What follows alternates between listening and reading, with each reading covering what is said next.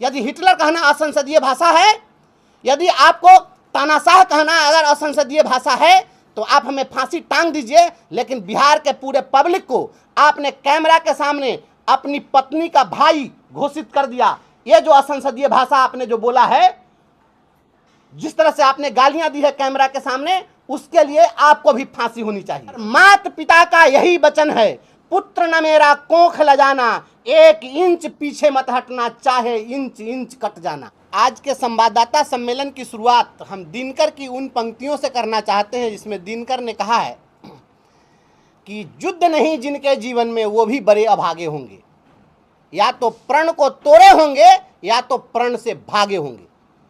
आदरणीय के पाठक जी के नाम समर्पित यह प्रेस कॉन्फ्रेंस, मैं उन तक यह मैसेज पहुंचाना चाहता हूं कि हम प्रण को तोड़ने और भागने वाले लोग नहीं हैं। आपने जो हमारे खिलाफ निलंबन की कार्रवाई करवाई है, आप में अगर हिम्मत है तो आप हमें बर्खास्त करके दिखाते। आपने जो पत्र जारी करवाया था इसके पहले नियोजन इकाई को जो लिखवाया, उसमें आपने कहा था कि इन्हें बर्खास्त किया जाए, वो बर्खास्तगी की अनुशंसा थी, तो आखिर हमें बर्खास्त क्यों नहीं किया गया?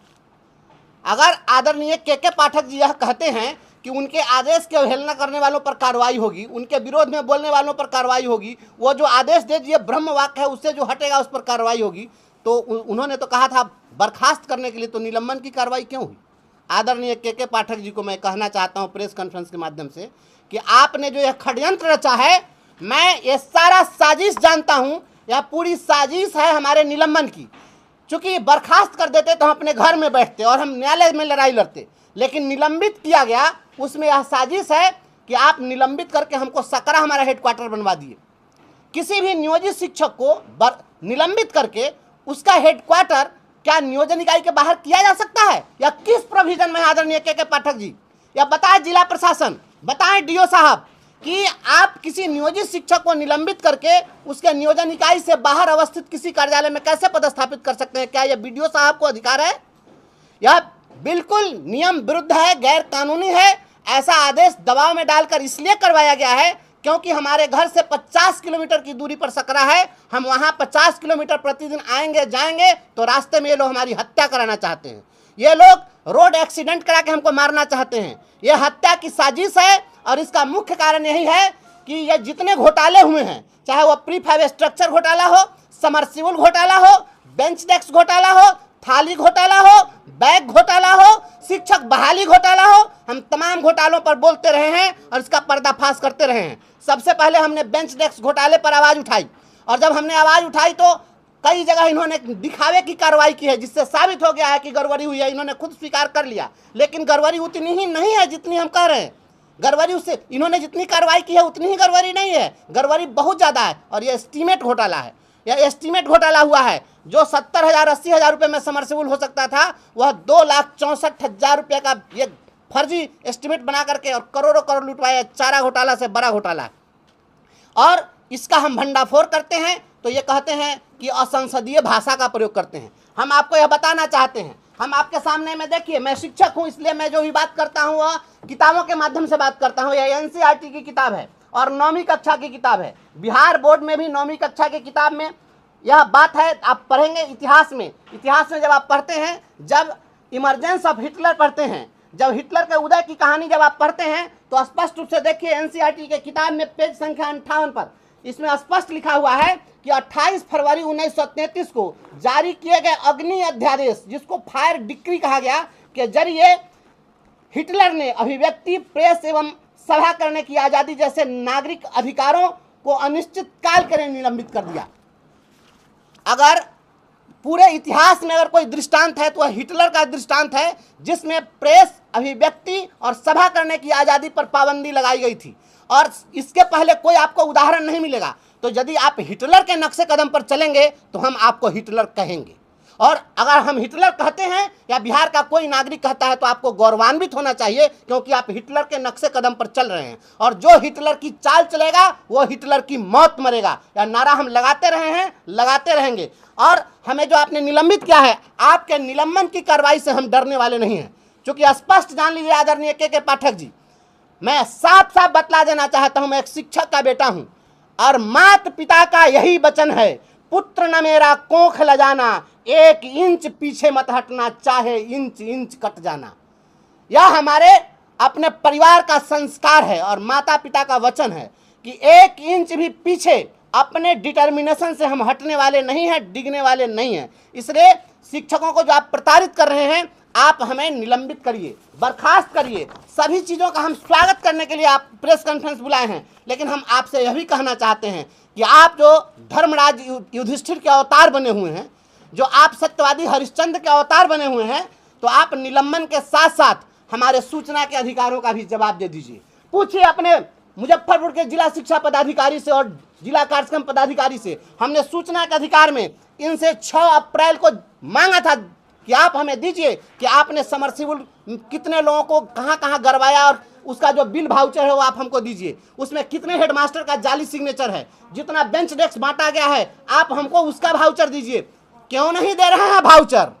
ये आंख में काला चश्मा लगाकर आप नजर मिलाकर के कब तक, नजर छिपाकर कब तक भागते रहिएगा? कितने दिन छिपे रहोगे छज्जे की आड़ में? एक दिन आना होगा खुले बाजार में। आदरणीय के पाठक जी, भ्रष्टाचारी को हम भ्रष्टाचारी कहते रहे हैं, कहते रहेंगे। यह नौकरी हमारी रहे या जाए इससे कोई गम नहीं है। बिहार के तमाम अपने शिक्षकों से मैं आह्वान करता हूं, आप तमाम साथी जो जहां भी हैं तैयार रहिए और ये जो कुछ भी अन्याय हो रहा है इसके खिलाफ हम लोग, ये लोकसभा चुनाव की काउंटिंग होगी, आचार संहिता समाप्त होगा और हम सड़क पर उतरेंगे। पूरे बिहार के शिक्षक इसके लिए तैयार रहें। 4 माह से हमारा वेतन बंद है, अब 5वां महीना कल से शुरू होगा। आपने वेतन हमारा बंद कर दिया। क्या आपको वेतन बंद करने का अधिकार था? किस कानून में? बिना निलंबित के हुए आप आज निलंबन की जब कार्रवाई हुई है तो उसमें भी नियोजन इकाई ने लिखा है कि जीवन निर्वाह भत्ता दे होगा, लेकिन बीडीओ ने कहा कि जीवन निर्वाह भत्ता दे होगा और डीपीओ का वेतन रोक रहेगी। किसकी बात चलेगी? यह वेतन आप कैसे रोक सकते थे? निलंबन अवधि में भी किसी को जीवन निर्वाह भत्ता दिया था। यहाँ आपने मानवाधिकारों का हनन किया है। हमने हाईकोर्ट में केस किया, प्रोन्नति का हम केस लड़ रहे हैं। आप इसीलिए ना हमको आप डिसमिस करना चाहते हैं और सस्पेंड करना चाहते हैं, क्योंकि हम प्रमोशन की लड़ाई नहीं लड़े ताकि वहां पर आप बच जाइए। आप इसीलिए हम पर कार्रवाई करना चाह रहे हैं ना कि बिहार के हम शिक्षकों के अधिकार की लड़ाई लड़ रहे हैं कि नहीं, इन्हें ग्रेच्युटी का लाभ दीजिए। 19 तारीख को ग्रेच्युटी का केस लगा हुआ है हाईकोर्ट में। आप इसी के लिए ना हमें प्रताड़ित करना चाहते हैं। बिहार के तमाम शिक्षक साथियों, मैं आपकी आवाज़ बनकर खड़ा था, खड़ा हूं और खड़ा रहूंगा।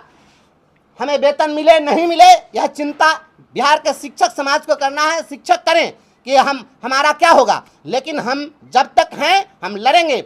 और जिला प्रशासन से मैं मांग करता हूं कि इसकी पूरी जांच हो कि किस प्रकार से नियम विरुद्ध इन्होंने हमारा मुख्यालय, निलंबन मुख्यालय सकरा में तय किया है। और हमें यहाँ के एसएसपी साहब, यहाँ आईजी साहब शिवदीप लांडे साहब और यहाँ के डीजीपी महोदय, आप सभी लोग से मैं यहाँ गुहार लगा रहा हूँ कि मेरे जान माल पर खतरा है, क्योंकि यहाँ पर 2 दर्जन से ज़्यादा यहाँ पर संवेदक हैं और उन्हीं संवेदकों के सहारे एक जाति विशेष के संवेदक हैं जिन्होंने बेंच डेस्क सप्लाई किया है और समरसेबल करवाया है। ये सारे लोग डीओ से मिले हुए हैं और इन संवेदकों के माध्यम से हमारी हत्या कराई जा सकती है। इसलिए हमारे जान माल की सुरक्षा की जाए।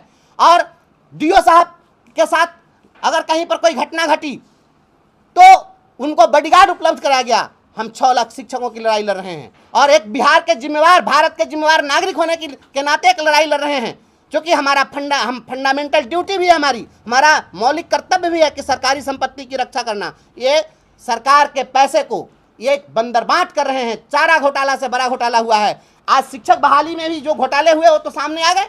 ये तमाम चीजें आपके सामने हैं, आप देखिए, एक एक का भंडाफोड़ होगा। और आदरणीय सुशासन बाबू, जिस राज्य का एसीएस माननीय मुख्यमंत्री की बात नहीं मानता हो, जहां का एसीएस एक पदाधिकारी, एक नौकरशाह जहां के राज्यपाल को चुनौती देता हो, तो पूरे बिहार की जनता के लिए इससे बड़ा शर्मनाक कुछ हो नहीं सकता है। और एसीएस साहब, आपने जो कहा है कि असंसदीय भाषा का प्रयोग, तो आपसे बड़ा असंसदीय भाषा का प्रयोग करने वाला कौन है? यदि हिटलर कहना असंसदीय भाषा है, यदि आपको तानाशाह कहना अगर असंसदीय भाषा है, तो आप हमें फांसी टांग दीजिए। लेकिन बिहार के पूरे पब्लिक को आपने कैमरा के सामने अपनी पत्नी का भाई घोषित कर दिया। ये जो असंसदीय भाषा आपने जो बोला है, जिस तरह से आपने गालियां दी है कैमरा के सामने, उसके लिए आपको भी फांसी होनी चाहिए। हमें भी फांसी चढ़ा दीजिए और इन्हें भी फांसी चढ़ा दीजिए, तभी न्याय हो सकता है। एक पक्षीय नहीं चलेगा। बिहार के तमाम लोगों से मेरा आह्वान है कि इस अन्याय की लड़ाई में आप एकजुट हों, हमारे साथ खड़े रहें और जैसे ही ये चुनाव की काउंटिंग होगी हम सड़कों पर उतरेंगे। और हमारी जो बीडीओ साहिबा है मरवन की, बीडीओ साहिबा मैं जान रहा हूं कि वो इनोसेंट लेडी हैं, उनसे हमारा कोई व्यक्तिगत कोई दुश्मनी नहीं है, उन पर प्रेशर डाल करके और सकरा मुख्यालय करवाया गया है। मैं बीडीओ साहिबा से भी अनुरोध करता हूं कि आप हमारा निलंबन मुख्यालय अविलंब चेंज करिए, प्रखंड में आपको जहां बनाना है बना दीजिए, लेकिन सकरा से अविलंब हटाइए। आपको फंसाने की साजिश है, आपको फंसाया जा रहा है, आप पर दबाव डाल करके। कोर्ट में जब हम जाएंगे तो फिर आप ही को जवाब देना पड़ेगा।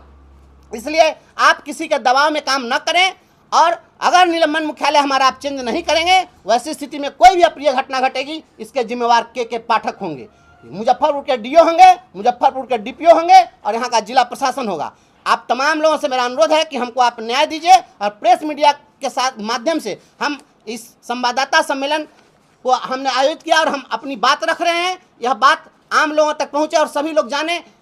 हम केवल हमें निलंबित किया गया, केवल इसी की बात नहीं है, बात बिहार के गांव गरीब के बच्चों के, जो बच्चे दम तोड़ रहे थे, जो शिक्षक प्रतिदिन मर रहे हैं। आज स्कूलों में अप्रैल में जब मौसम कुछ ठीक था उस समय पढ़ाई हो सकती थी, उस समय आपने पढ़ाने नहीं दिया, और जब मौसम गर्म हो गया तो आपने छुट्टी कर दिया। अब बताइए, उस समय ही बच्चा नहीं पढ़ा, अभी भी बच्चा नहीं पढ़ रहा है। पढ़ाई किसकी बाधित हो रही है? ये कौन सी पढ़ाई का मॉडल है भाई? ये कोई पढ़ाई का मॉडल है? आप पढ़ाना नहीं चाह रहे हैं, बल्कि बिहार के बच्चों के भविष्य के साथ खिलवाड़ करना चाहते हैं और यह दिखावा करना चाह रहे हैं। हम बच्चों के सच्चे हितैषी हम हैं, हमसे बड़े हितैषी आप नहीं हो सकते हैं। नहीं तो जो बच्चे दम तोड़ रहे हैं, सड़कों पर मर रहे हैं, आपके अंदर संवेदना नहीं है, आप संवेदनहीन हैं। हम संवेदनहीन लोग नहीं हैं, हम अपने शिक्षकों को मरते हुए नहीं देख सकते हैं। आज भी सहरसा में एक शिक्षक की हत्या की गई है, स्कूल जाने के क्रम में ही हत्या हुई है। तो शिक्षकों की हत्या की जा रही है, यहाँ पर प्रशासन क्यों मौन बैठा हुआ है? इसलिए राज्य सरकार अविलंब संज्ञान ले और मानवाधिकार का हनन करने वाले आदरणीय के पाठक जी और शिक्षा विभाग के तमाम अधिकारियों पर सख्त से सख्त कार्रवाई।